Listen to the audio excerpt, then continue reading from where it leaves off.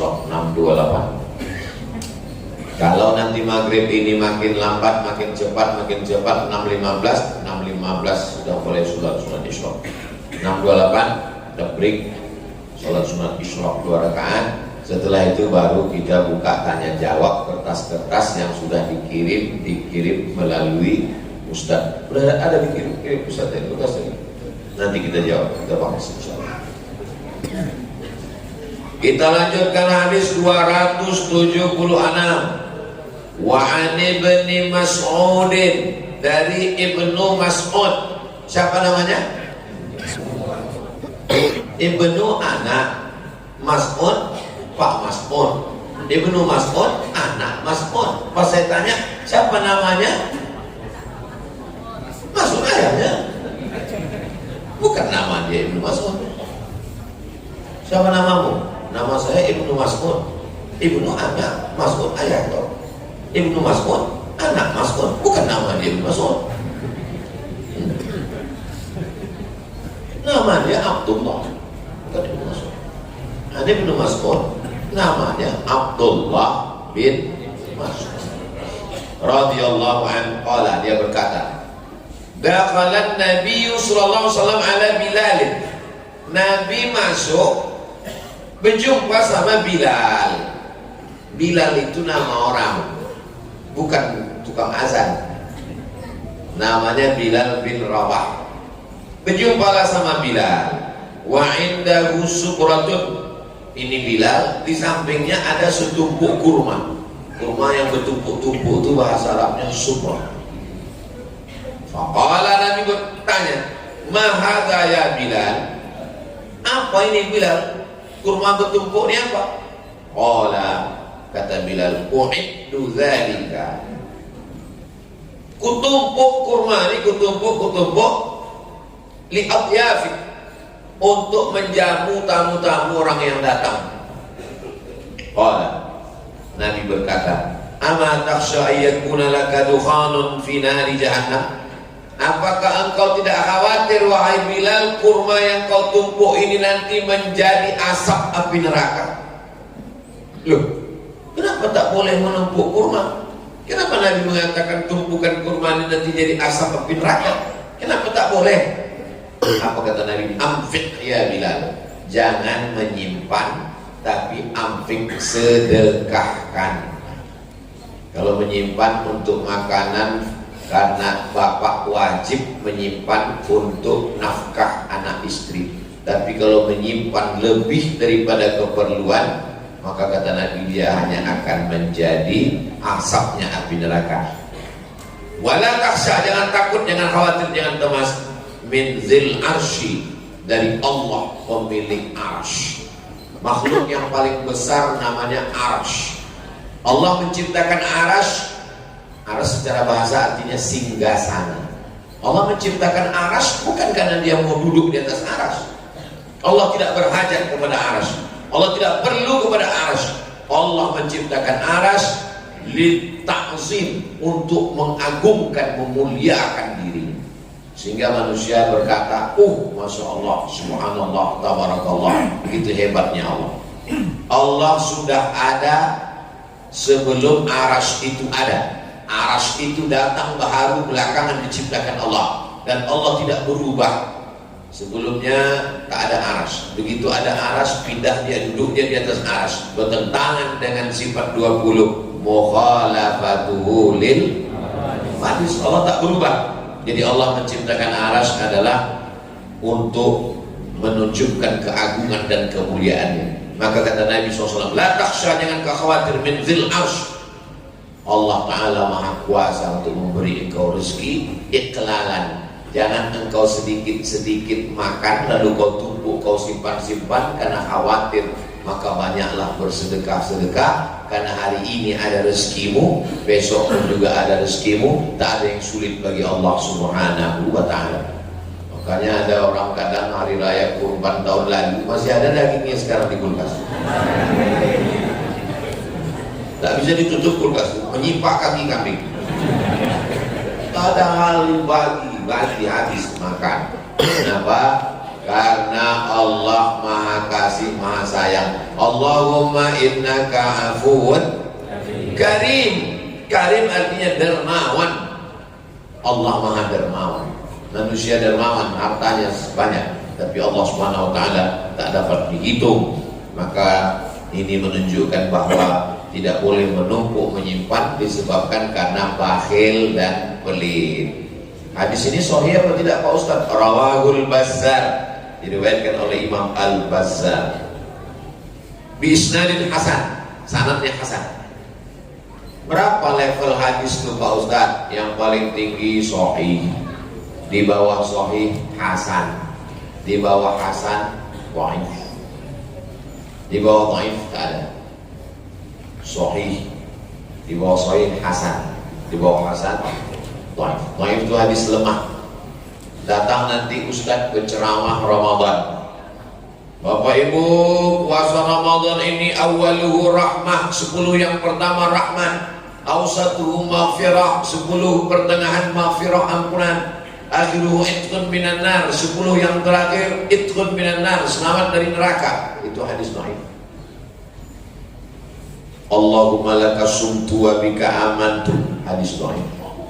Allahumma barik lana fima razaqtana, hadis dhaif. Utlubil ilma walau bisin, tuntut ilmu walau ke negeri Cina, hadis dhaif. Kalau dhaif kenapa diamalkan?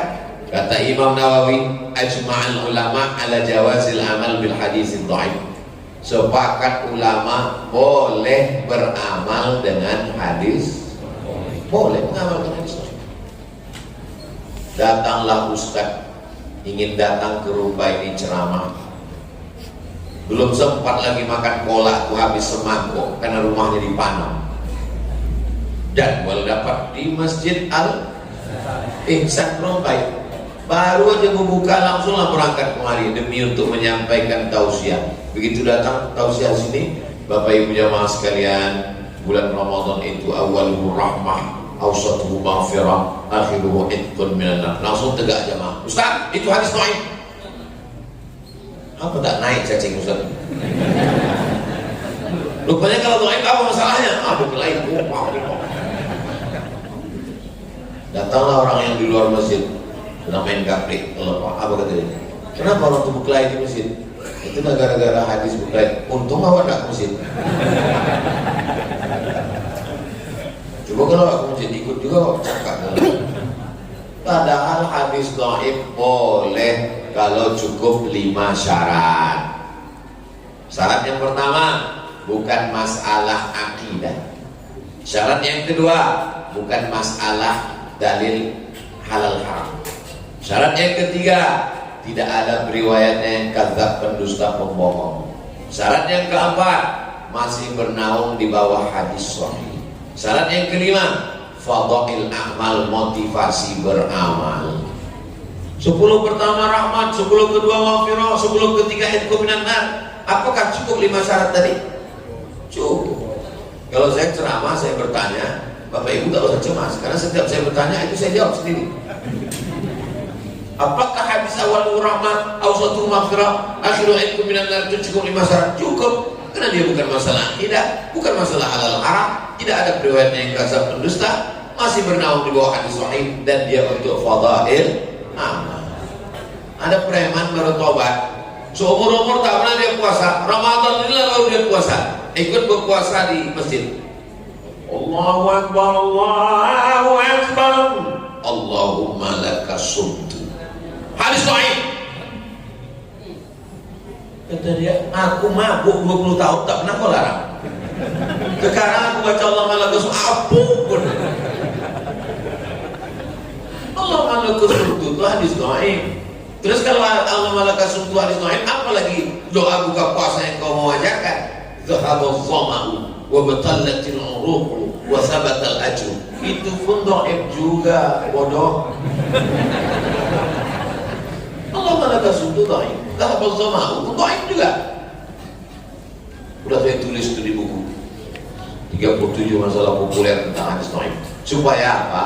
Supaya jamaah ini jangan berkelahi pada masalah-masalah khilafiyah. Masih banyak masalah kita yang lebih penting lagi. masih banyak lagi fakir miskin, duafa, anak yatim, masih banyak lagi orang tak sekolah, tak bisa masuk ujian. Itu. Adapun masalah-masalah, ini Ustaz marah atau apa nih? Kalau belum sarapan memang begini bawahnya. Nah, itulah dia. Sampai mana tadi? Hilang pula hadis itu. Adapun hadis yang kita kaji subuh ini, kata dia hadisnya hadis hasan. Nah, hadis hasannya apa pula lagi nih? Yang tahu kami Pak Hasan, Pak RT. Hadis itu kalau sahih syaratnya 5. Yang pertama sanadnya bersambung. Yang kedua periwayatnya adil. Yang ketiga periwayatnya dhabit, ingatannya kuat, tak pikun, tak lupa.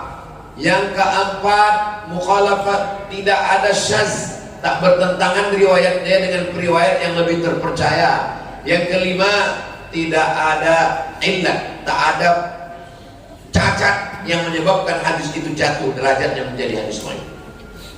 Kalau cukup 5 syarat maka hadis itu sahih. Sanadnya bersambung, periwayatnya adil, tapi kurang ingatannya sedikit. Hafalan hadisnya 100, pas dites 75 dia yang ingat, maka hadisnya turun menjadi hadis hasan. Hafalannya 100, pas dites 99, sahih. Pas dites 75, hadisnya hasan. Begitu kata guru-guru kami dulu mengajarkan tentang hadis sahih. Hadisnya yang dihafalnya 100, pas dites tinggal 5, dhaif. Dhaif artinya lemah ingatan. Maka hadis hasan sepakat ulama tentang hadis sahih dan hadis hasan tidak ada ikhtilaf. Dia bisa sebagai dalil hukum, dalil akidah, dalil beramal. Jadi kalau ditanya apa hadisnya ini? Hadis hasan. Contoh hadis hasan.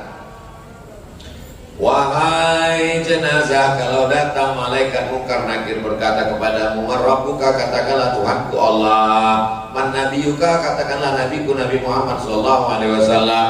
Man imamuka, katakanlah imamku Al-Quran. Man qiblatuka, katakanlah kiblatku Ka'bah. Man ikhwanuka, katakanlah saudaraku orang-orang beriman. Apa namanya itu? Di sini kalau orang meninggal tak dibacakan talqin. Almarhumah mak saya meninggal, saya bacakan talqin. Kawan saya meninggal di rumah ini, selesai ke bumi, siapa baca talqin? Saya baca talqin. Membacakan talqin hadisnya hasan, dilakukan oleh sahabat. Siapa yang mengatakan hadis ini hasan? Imam Ibnu Hajar Al-Asqalani. Imam Ibnu Hajar Al-Asqalani itu hafalannya 300.000 hadis. Al-Hafiz gelarnya, Al-Hafiz 300.000 hadis, 300.000 hadis. Ada Imam Ibnu Hajar Al-Asqalani hafalannya 300.000 hadis, mengatakan hadis talqin itu hadis hasan. Tiba-tiba ada ustadz sekarang hafalannya 3 hadis kalau laptopnya hidup, mengatakan talqin bid'ah. Pas mati laptopnya hilang ilmunya semua. Bapak ibu ikut Al-Hafiz Ibnu Hajar atau ustadz laptop? Terserah. Kalau saya ikut Ibnu Hajar Al-Asqalani. Maka waktu mak saya meninggal, orang tua saya meninggal, saya bacakannya talqin. Talqin itu bagi orang yang hidup sebagai pelajaran, bagi yang mati sebagai doa. Itu hadis tentang talqin. Tapi talqin itu kan 2 Ustaz. Talqin 2. Talqin sebelum mati, talqin sesudah mati. Talqin sebelum mati waktu sakratul maut. La ilaha illallah, ke telinga sebelah kanan. Pergi jenguk orang rumah sakit di ruang ICU, nampak meregangnya apa? Ditalqin kan? Bukan ditanya apa penyakitnya, apa dokternya, berapa biayanya. Ini banyak orang tak tahu adab-adab menjenguk orang sakit. Maka dibisikkan ke telinga, la ilaha illallah. Beruntung bapak dapat istri solihah. Ditengoknya bapak sakratul maut, ingat dia langsung. La. Coba kalau tak ingat, mana surat tanah? Hari ini boleh bapak ketawa, tapi kalau tak dapat dididik dengan baik, itulah pas nanti bilang betul Ustaz Somad. Kalau tak percaya, buat besok pulang mati.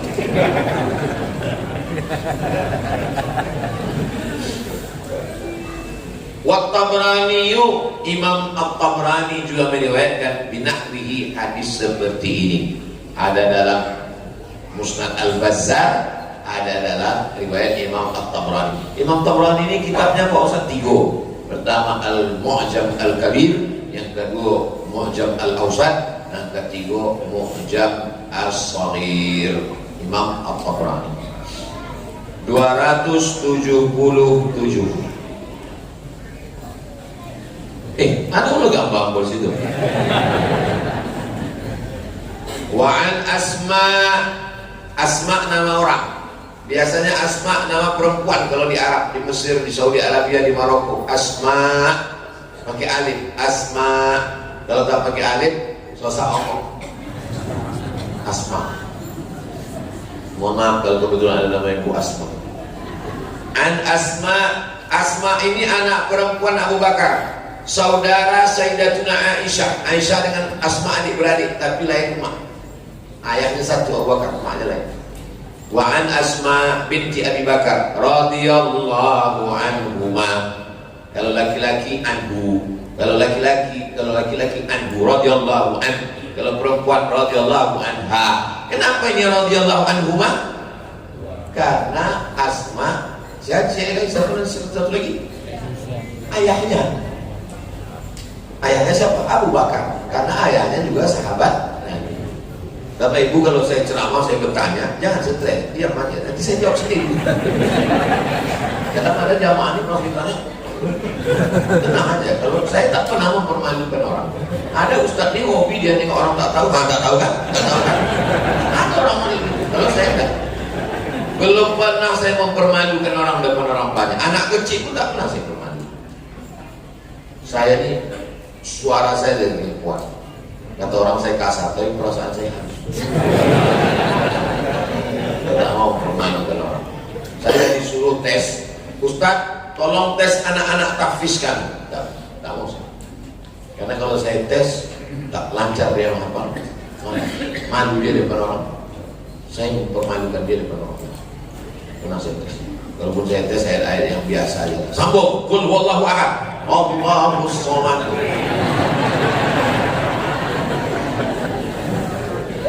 Wa an Asma binti Abi Bakar radhiyallahu anhuma qalat, dia berkata, qala Rasulullah sallallahu alaihi wasallam berkata, la tuki fayuka alaika. Ini ada mangkok ini berisi kurma, jangan kau ikat sehingga rezekimu pun diikat Allah juga. Apa maksudnya? Kalau ada makanan, buka ikatannya, kasih sama Allah. Ini orang zaman sekarang hebatnya masjid Ihsan. Luar biasa masjid. Barulah saya paham kenapa kelilingnya berjeruji besi. Karena takut jam mahal kena. Kadang aku pengalaman aku ceramah di mana-mana masjid itu kadang jamnya ada yang habis baterai, ada yang tak hidup. Tapi di masjid tanpa kita tengok pun berbunyi ting. Tapi yang paling canggih ada masjid di Jalan Harapan Raya. Itu duitnya lampu 3, lampu kuning, lampu merah, lampu hijau. Aku sanggup meja kok bekas Dewan Juri MTQ. Jadi aku tanya pengurus, Pak, ini bekas Juri MTQ belum dicabut? Bukan Pak Ustaz, itu yang dipasang. Tahu apa? Karena banyak Ustaz menceramah tak tahu kapan berhenti.